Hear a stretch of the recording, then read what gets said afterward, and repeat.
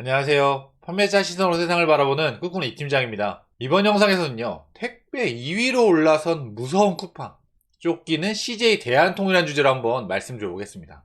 여러분들도 온라인 판매를 하시는 분들이라면 감으로 다 알고 계실 겁니다. 아니, 쿠팡이 얼마나 빨리 지금 올라가고 있는지, 그리고 이커머스 시장에 독주를 하고 있는지, 그리고 소비자라면 내가 쿠팡에서 제품을 얼마나 많이 구매하는지, 이런 것들을 체감적으로 느끼실 거예요.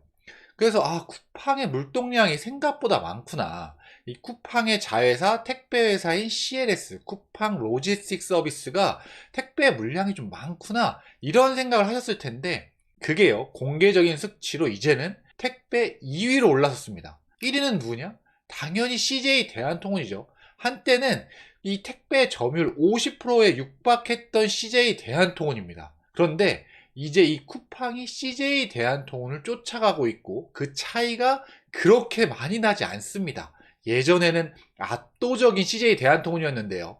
그래서 오늘 그 얘기를 해보려고 합니다. 이게요, 이 택배 물동량에 대한 얘기인데, 이 택배 물동량을 사실 정확하게 파악하는 거는 이 국토부나 이런 어떤 통계청 이런 자료들을 활용할 수밖에 없는데, 이게 이제 한 국회의원이 이 국토부 질의응답, 국회 그 국정감사에서 질의응답 시간에 이거를 이제 그 미리 자료를 받은 거죠. 국토부를 통해서. 그런데 이 물동량을 보시면 택배 물동량이 2020년에는 33억 건이에요. 21년에는 36억 건 올랐죠. 그리고 작년인 2022년에는 무려 41억 건이 넘었습니다.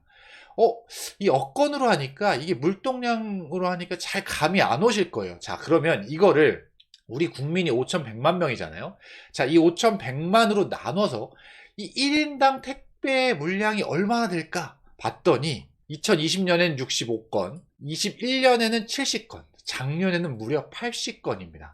그러니까 여러분들 한 명이요, 한 해에 주문한 택배 건수가 80건이나 되는 거예요. 한 가구 말고 1인당. 그러니까 예를 들면 3인 가족이다. 그러면은 한 해에 주문하는 개수가 평균적으로 240건이라는 겁니다. 작년 기준으로. 엄청나게 많은 물량이죠.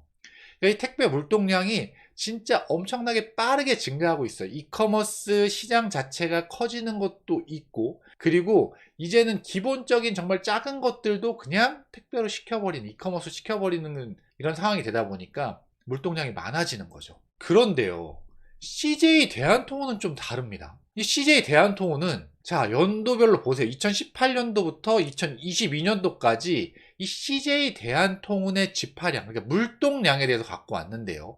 이 CJ 대한통운의 집하량 같은 경우는 2018년 12억 건 정도로 이제 점점 증가를 했습니다. 그런데 문제는 2021년에서 2022년이죠. 작년에는 2021년보다 1억 건이 줄었습니다. 오히려 거꾸로 갔죠. 아까 위에서 볼 때는 아니 이 택배 물동량은 계속 전체적인 건 늘었단 말이죠. 그런데 이 택배에서 1위 사업자인 CJ 대한통운은 작년에 거꾸로 갔다는 겁니다. 이 의미는 시장 점유율이 많이 깎였다는 거죠.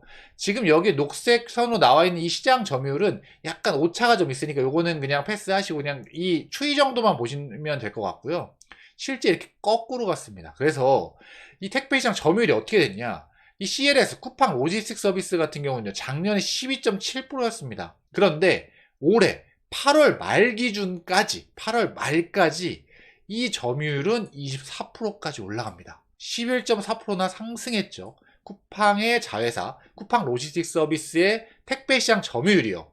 그런데 CJ 대한통운 보세요. CJ 대한통운은 작년 2022년에 점유율이 40%였단 말이죠. 그런데 이게 올해 8월 말 기준까지 보면 33.6%로 줄어듭니다. 무려 7%나 감소하게 돼요. CJ 대한통운은 거꾸로 가고 쿠팡 로지스틱 서비스, 이 쿠팡의 자회사는 급격하게 상승하는 그런 형태. 그러니까 이 격차가 정말 급격하게 줄어들고 있는 겁니다. 자, 이 현상이 왜 일어났을까요? 이 쿠팡 로지스틱 서비스 같은 경우는 예전에는요, 로켓 배송 물량만 배송을 했단 말이죠. 그런데 이 지금 쿠팡에서 이제 로켓 그로스의 그 물량 자체를 확대하고 있죠. 이 작년부터 로켓크로스를 이제 완전 오픈했습니다. 모든 사람에게. 로켓크로스 원하는 사람들은 누구나 신청만 하면 할 수 있다라고 해서 로켓크로스를 열어놨죠. 그러다 보니까 물량이 많이 증가했습니다. 많이 증가하고 그게 이 쿠팡 로지스틱 서비스 이 물동량에도 포함이 돼서 결국은 1년 만에 11%의 상승, 점유율 상승을 가져오게 된 거죠.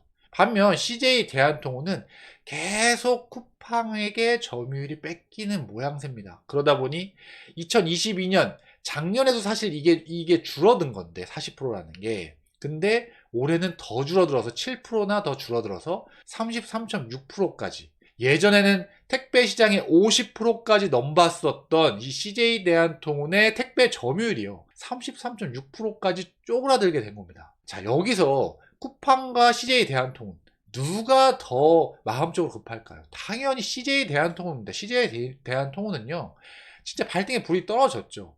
아니, 우리를 위협하는 택배 사업자는 지금까지 없었어. 지금까지 이런 위협하는 라이벌은 없었는데, 아니 쿠팡이 갑자기 나타나서 막 자기네 로켓 배송할 때만 해도 그냥 성가신 존재 정도였는데, 이제 자회사 이 택배 회사를 세운 다음에 쿠팡 로지스틱 서비스를 세우고 이제 이 물동량을 늘어가니까 이제는 턱 밑까지 쫓아오게 된 거예요. CJ 대한통운의 점유율에.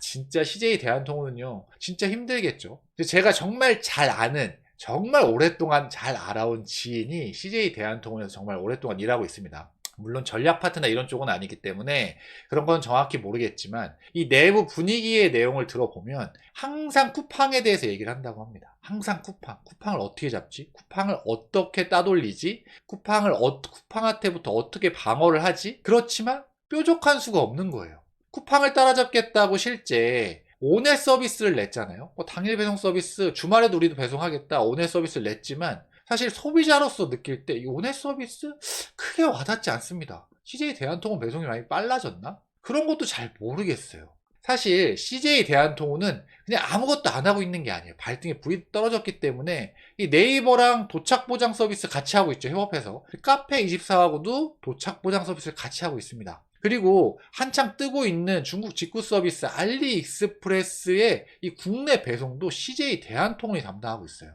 이런 식으로 자꾸 협업을 하면서 이제 쿠팡을 방어하기 위해, 쿠팡이 따라오는 걸 방어하기 위해 노력을 하지만, 그리고 오넷 서비스도 냈지만 당일 배송 서비스 문제는요 플랫폼이 없습니다. CJ 대한통운은 그냥 단순히 운송회사예요. 근데 쿠팡은 자기네 쇼핑 플랫폼이 있어요. 이 쇼핑 플랫폼의 물동량을 쿠팡 이 CLS가 배송을 하는 거죠. 그러다 보니까 이런 차이다. CJ 대한통운은 어떤 이런 쇼핑 플랫폼과 협업을 할 수밖에 없지만 쿠팡은 자기네 물량을 배송할 수 있기 때문에. 그리고 문제는요, 쿠팡은 아직도 커다란 한 방이 남아 있습니다. 여러분들 쿠팡이 앞으로 가야 되는 방향들을, 이런 것들을 예측하려면 누굴 봐야 된다고 했죠? 미국의 아마존을 보면 됩니다. 자, 아마존이 어떻게 하고 있나요? 이 로켓크로스 같은 이 풀필먼트 서비스를 자기네, 그러니까 아마존에서 판매하는 거 외에 다른 플랫폼에서 판매하는 것도 풀필먼트 서비스를 해주겠다 라고 해서 현재 그렇게 하고 있죠. 근데 쿠팡은 아직 그 정도는 아니잖아요.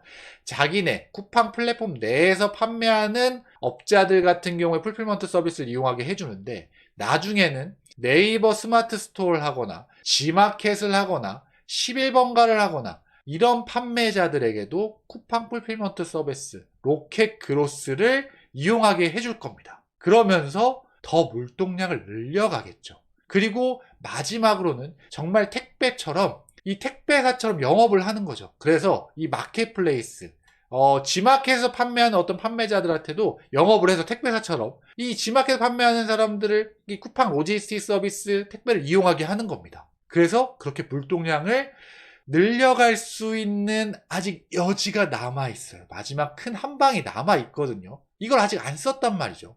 실제 이것까지 쓰면 저는 쿠팡이 CJ 대한통운 물동량을 넘어서는 건 정말 시간 문제다. 얼마나 CJ 대한통운이 더 늦게 추월당하느냐, CJ 대한통운이 얼마나 추월당해도 비슷하게 쫓아가느냐가 저는 관건이라고 봅니다. 네이버가 쿠팡에게 이커머스 시장 역전당했던 것처럼 그리고 지금은 반대로 쿠팡이 독주를 하고 있는 가운데 네이버가 얼마나 잘 따라가고 있느냐가 초점인 것처럼 이 택배 시장도 마찬가지로 이제는 쿠팡이 CJ 대한통운을 멀지 않아 1, 2년 내 넘어서고, 그리고 CJ 대한통운이 얼마나 쿠팡을 잘 따라가느냐가 아마 택배 시장의 어떤 관전 포인트가 되지 않을까라는 개인적인 생각을 합니다. 네, 제가 오늘은요, 이 쿠팡의 이제 택배 사업자 2위로 올라선 쿠팡의 무서운 쿠팡, 그리고 쫓기는 CJ 대한통운이라는 주제로 한번 말씀드려봤고요. 오늘 제 영상이 도움이 되셨다면 좋아요랑 구독, 그리고 댓글까지 달아주시면 제가 이 채널 유지하는데 정말 큰 도움이 됩니다. 다음번에는 더 좋은 영상으로 찾아뵐 수 있도록 하겠습니다. 이상 꾸꾸는 이 팀장이었습니다. 감사합니다.